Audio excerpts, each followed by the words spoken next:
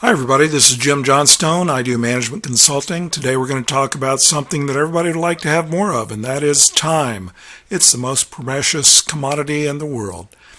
Companies hire me to come in and train their managers how to do their jobs better and be more effective. And the number one complaint of all the managers I mentor is that they can't accomplish what they want to do in a normal work week.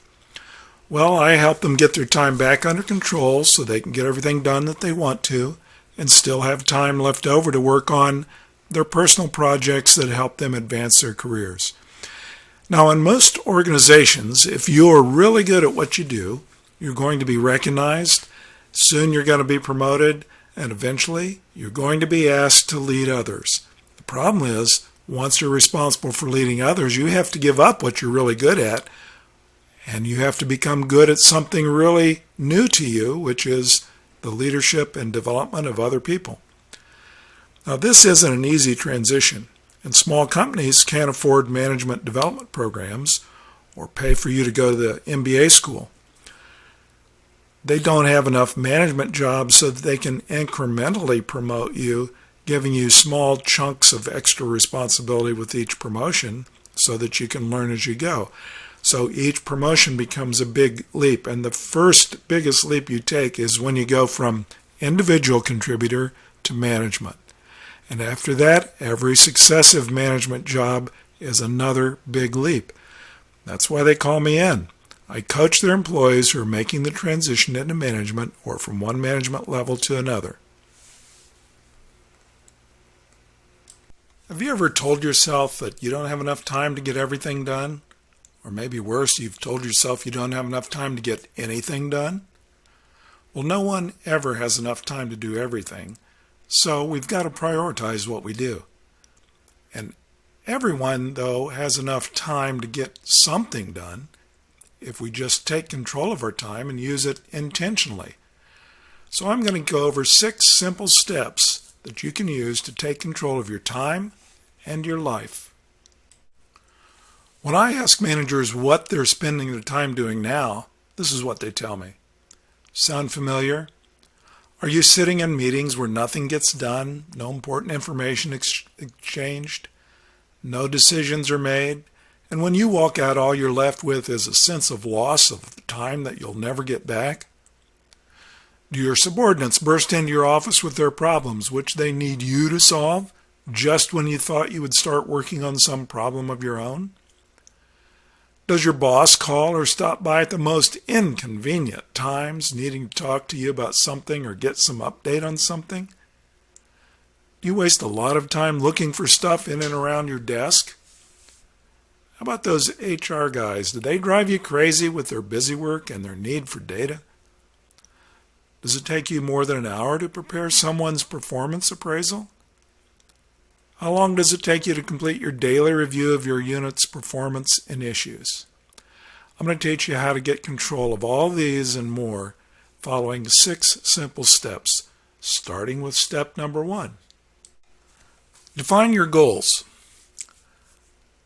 Time is scarce. Money is scarce. We don't spend our money by just throwing around, wasting it everywhere, leaving it drop here or there, not knowing where we spent it. Let's don't do time that way either. They're both scarce, so let's use them wisely. And in order to use them wisely, you have to prioritize what you're going to do with it.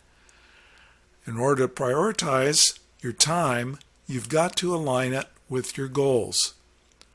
Your goals came from you, your organization, and its stakeholders.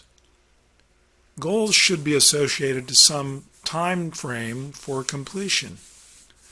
They have to be broken down into smaller tasks that build to the achievement of the end goal. Most of you know who Michael Jordan, the basketball player, is. For many years, he was the league's leading scorer at over 30 points a game. When asked how he did it, he said, "I knew I wanted to be the top scorer in the NBA. And I figured I was going to have to score somewhere over 30 points a game to do that. So I just broke it down into chunks. 32 points in a game, that's 8 points in a quarter. 8 points in the quarter is only 4 baskets. I figured in 15 minutes in a quarter I could be around the basket enough to get 4 good shots in, so that's what I did. He linked his overall goal to small chunks that he could accomplish in each quarter of time. Step number 2, establish a routine for yourself. You've got to take control of your time, and habits are a good way to save time. A good habit is to organize your work around daily and weekly routines.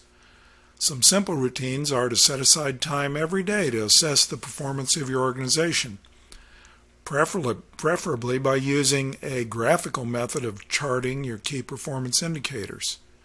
Graphs are the easiest way to absorb and understand data quickly.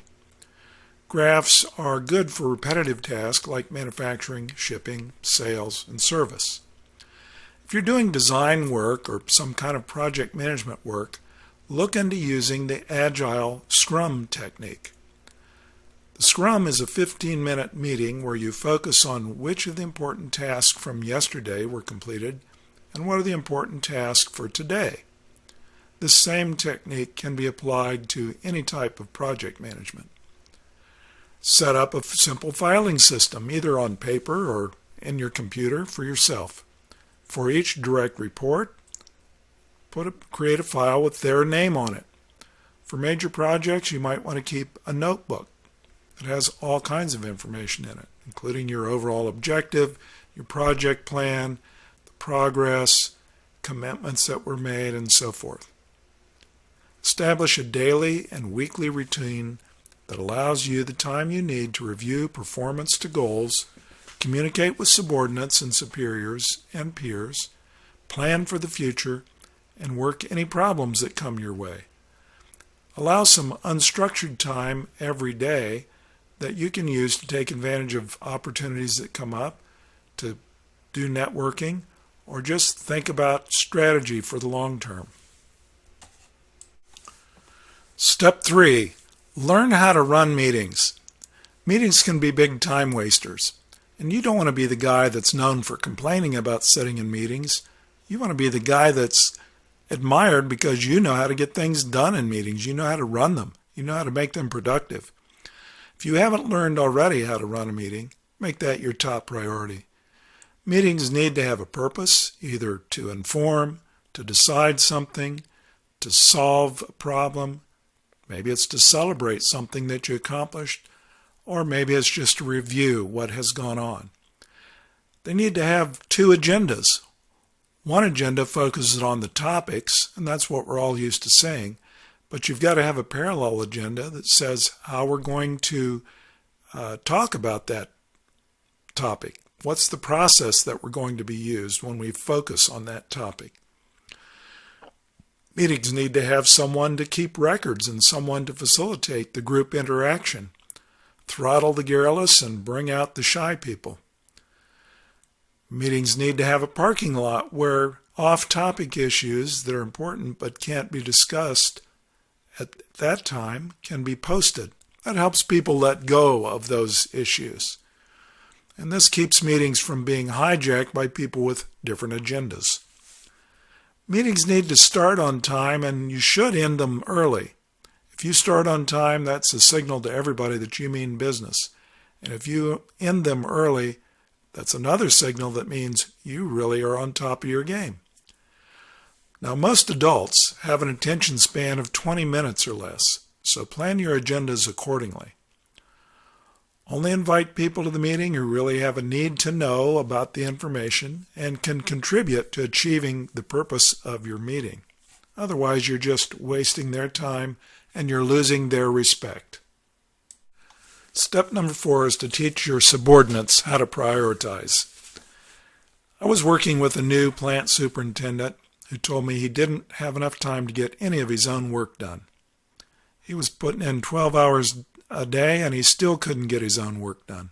When I asked him why, he said it's because his employees kept coming to his office unannounced with urgent problems that he needed to solve or advise them on. So I asked him if he had scheduled weekly one-on-one time with his subordinates. And what do you think the answer was? Of course not.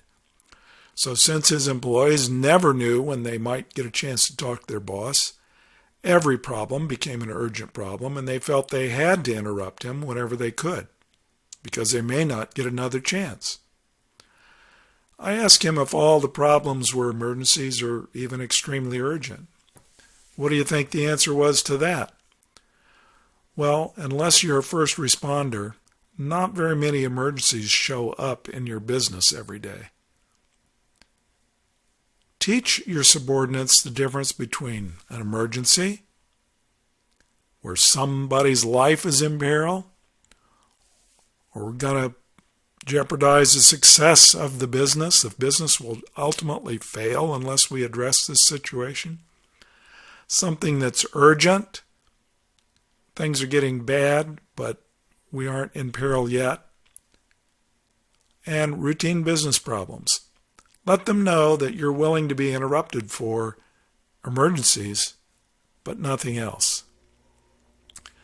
Show confidence in your subordinates to handle the routine and the urgent issues on their own, and make sure they have an appointed time they can talk to you every week or so, depending on what you've set up as your daily or weekly routine. That'll go a long way to helping you get your time back. It worked for this plant superintendent once he tried it. Step 5 is you've got to learn about the care and feeding of monkeys. Another client of mine had an office that looked like a mess. There were piles of paper everywhere. Parts were laying around on top of cabinets on his desk. He didn't have room to lay down a single sheet of paper and take a note on it. I asked him why was there so much stuff in his office, and he said he had given his employees projects to do, and when they got stuck, they brought them back to him in his office half completed, and he accepted them and promised to work on them to get them to completion. He thought he was the only one that could solve the problem. The problem was none of them ever got completed. The employees would walk into his office with a monkey on their back, and the boss would welcome the employee and the monkey in and start to feed the monkey. The boss liked monkeys, so he kept accepting them and feeding them, and some of them were growing bigger and turning into gorillas. For monkeys, his office was the equivalent of the Hotel California. I asked this fellow to do 2 things. First, call in the owner of the biggest monkey and give that monkey back to the owner and discuss how to make the monkey go away. Show the monkey owner you have confidence in them as a monkey wrangler and trainer, and encourage them to own their own problems. The second thing I asked him to do was clean up your office. Get rid of the junk. Get rid of the junk parts, the papers laying around, and start making yourself look like a boss instead of a home for unsolved problems. It took him a while, but when he started giving back the monkeys, started cleaning up his mess, the happy ending was this manager got a lot of the projects moving on the right path again. He coached his employees to learn new problem-solving skills, cleaned up his office, and that made him look like a better organized, more efficient, and important manager in the organization. Step number 6 is learn how to delegate and coach. Did you know that many employees wonder what their bosses do all day? Many of them think that you're sitting at your desk and reading the Wall Street Journal online. We know you're watching YouTube videos. It turns out that employees love to get their hands on their boss's work and show the boss what a good job they can do at completing it. So why not let them? By letting them do some of your work, you can find out what they're really good at, what they like and they don't like about the management job, and you can begin grooming some of them to be your replacement so that when you move up to your next assignment, you don't leave a big hole in the organization for your boss to fill. Okay, let's quickly go over the 6 steps to manage your time wisely. First, define your goals and align how you spend your time to those goals. Break those goals down into tasks that you can complete in short chunks of time. Second, set up an organization system and routines that establish a cadence for your work. Third, take control of meetings. Help them to be productive instead of wasteful. Fourth, help your employees understand the difference between emergencies, urgent, and routine matters, and when it's okay to interrupt you and when it's not. Fifth, learn how to avoid becoming a caretaker of monkeys. And sixth, offload some of your work to your employees to lighten your load. Give them visibility and better understand the business.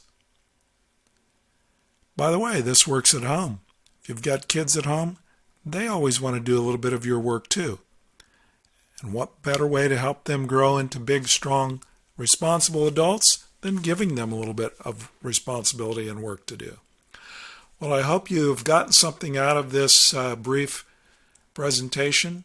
I enjoy helping you and helping other people.